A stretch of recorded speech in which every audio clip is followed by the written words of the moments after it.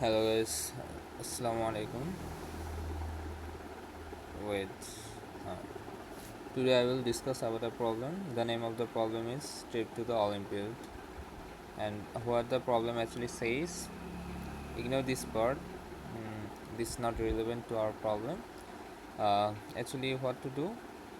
We have given an L and R. We have to find such three integers, and that three integers should be distinct. These three integers and these three integers from that three integers we have to make sure that this is maximized as much as possible.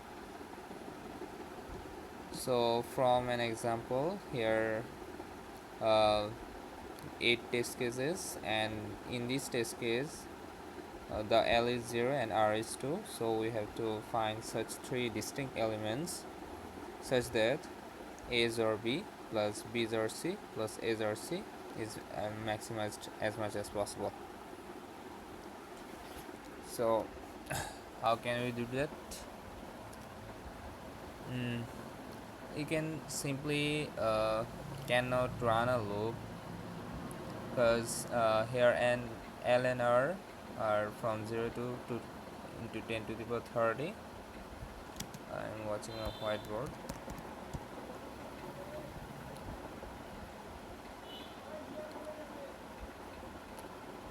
2 into 10 to the power 30 is close to 1 into 10 to the power 9, close to. So you cannot iterate O of 1 in 1 into 10 to the power 9 range. That could possibly get TLE. So you are given L and R, and you have to find three integers A, B, and C such that A is or B plus B is or C plus A is or C is as maximized as possible. So simply if you are given an integer like this 1 1 1 1 and 1, let's say you're given R's a binary form, that is 1 plus 2 plus 4 plus 8 plus 16.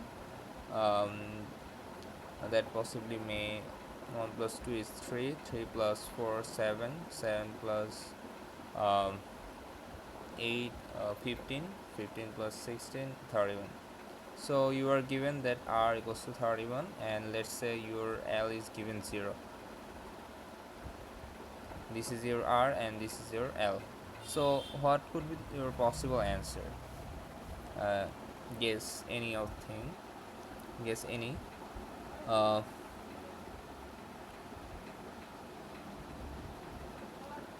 Here what you can do, you can take this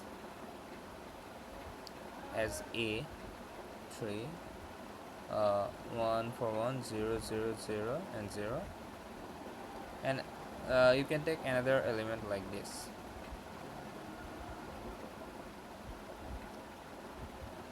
If you take your A like this, and if you take your B like this, then whatever C you take, you will always get the maximum answer, because at some point A or B will give you this answer 1 1, means this total, uh, the upper portion or uppermost value you can get from two numbers XOR, that is this. So after XORing these two, you will find a maximum element. And after that, if you take any number in C, let's say I have taken 1 and 1 as C, then what will happen? uh, XORing this with this will increase obviously a value, and XORing this with this obviously will decrease this much value. As in one value it has increased in A, and another in another way B XOR C, after XORing B and C we have removed actually this. So after we are getting three things XORing, we are XORing a plus b, sorry, a XOR b, b XOR c, and c XOR a. Then we have plus this. After XORing c with a, we have increased 1 and 1, but after XORing c with b, we have removed this 1 and 1. So after plusing this, after submitting all of this, we are actually doing nothing. We are actually adding this 1 and 1 from an element, and we are removing 1 and 1 from another element. So we are just doing plus 2 and minus 2. So this actually does nothing. This actually does not do anything. So you not need to think so much about the C, because after taking this as A, after taking this B, you can take anything or any number as C. So this is an approach or a special case for, let's say, R given like this and L given like this. But what will we do in this case? Let's say you are given 1 0 0 1 1 0 1 0 1. Let's say this is your L, and what is your, sorry, this is your R, and what is your L? This is your L. Let's say this is 1, this is 0, and let's say here some other elements. So obviously this is your L, because the R is obviously greater than this, this L is obviously less than this, because here is 1, here is 0. Okay, so let's say this is your R and this is your L. So what could be your answer? Think a moment. We will take three integers. We will take A, we will take B, we will take C. So we will iterate from left to right. Okay, we will iterate from left to right. So what in this position, what A will be? This must have to be 1. Why? If we take this 0, that means this is obviously less than this value, but we have not to make A less than, we cannot actually make any of these values less than L, so we must have to put 1 here. We have must put must put 1 here, and we have must put 1 here. Okay, then what will we do at this position? If we put 1 here, that means we are taking much greater value than R, so we cannot take 1 here also. We have to put here 0.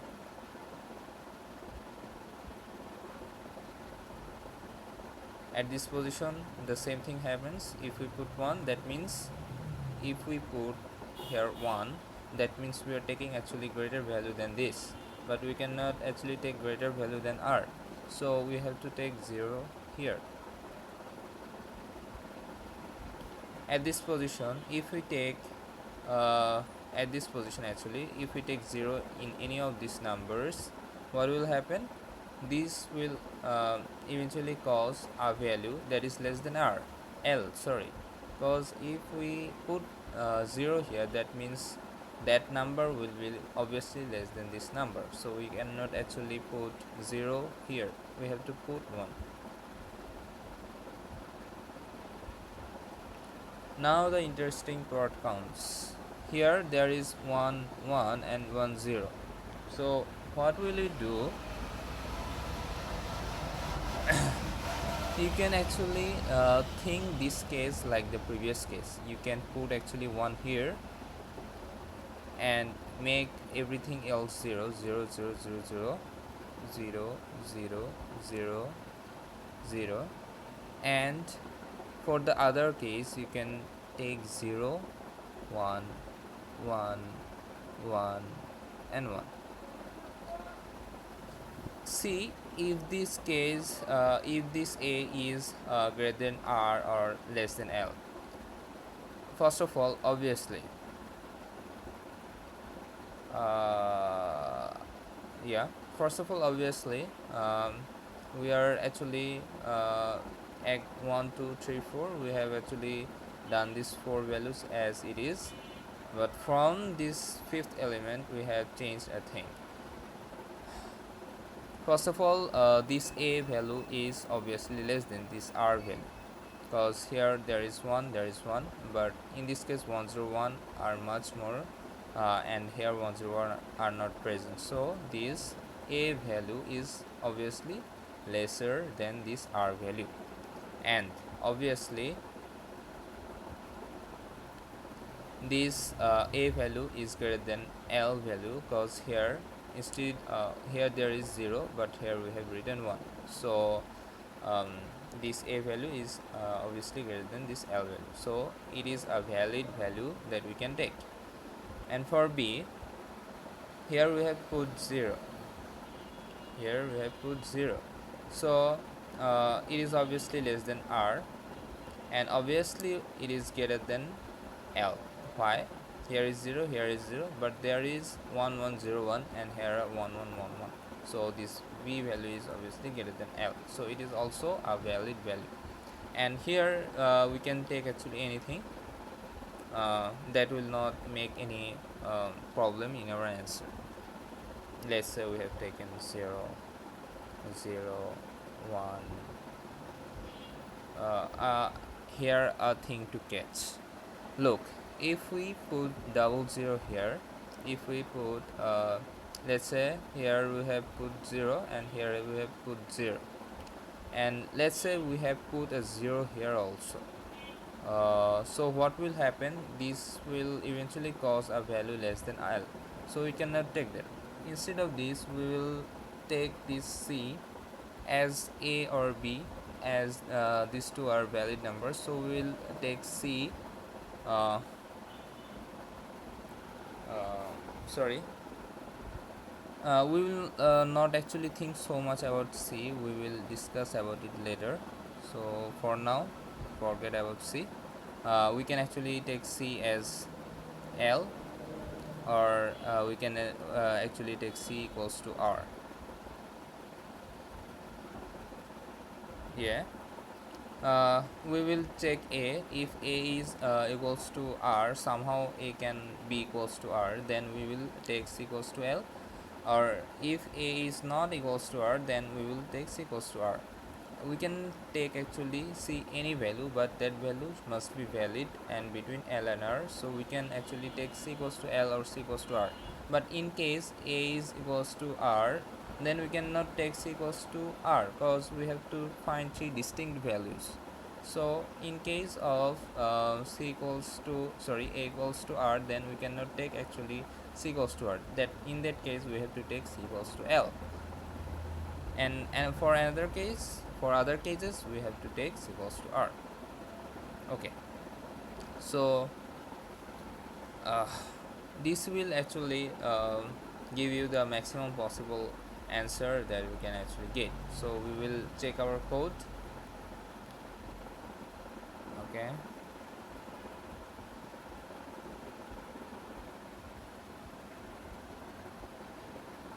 yeah, so what I have done here, I have taken two inputs l and r, then actually I have take the bit sets of it. I have I have converted the bit sets of them into string. Let's say for 5 that is 101, I will get 32 bits, so it will be 00000, and at last 101 for 5, that is okay. And then I have iterated from 0 to 32 bits. If sometime if anytime I have got the sorry, I will take to whiteboard again. My god, if in some case I have get this value and this value equal, I have to put them as it is, I have to put them as it is, I have to put them as it is. In case these are different, then we have to do something. So from left to right we will just continue as it is if the left value and if the left element value and the right element value are same at the same element number. Okay, same index number. So if these twos are equal, then we will do as it is. We have taken three a number and initiated them as 0. Then we will add um, this actually means 2 to the power ith element, so this will be added, as it is. And in one case where lsi not equals to rsi, in this case we will just add to a and we will add b to this. By adding this we are doing what? By adding this, in this case we have just only added 1 to our a. You are looking at this, we have just added this 1 to a, and we have added 2 to the power 1 2 3 4 0 1 2 3 4 2 to the power 4 minus 1 to the b. Yeah, that is 2 to the power 4 minus 1, and we have added to b. We have added 2 to the power 4 to a, and we have added 2 to the power 4 minus 1 to b, and we have breaked. We have nothing to do more.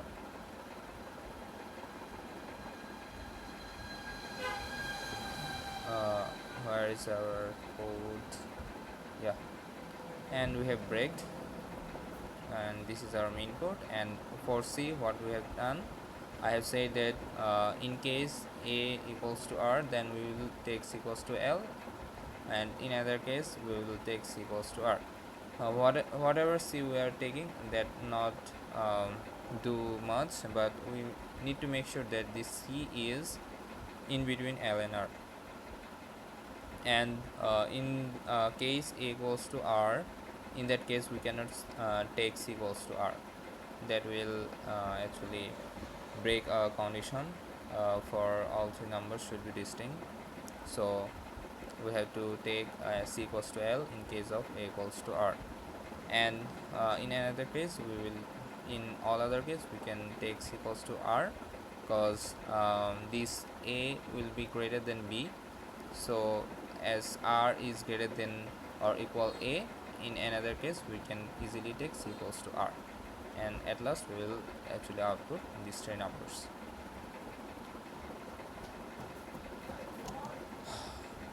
So this is all for today. I hope you have understood.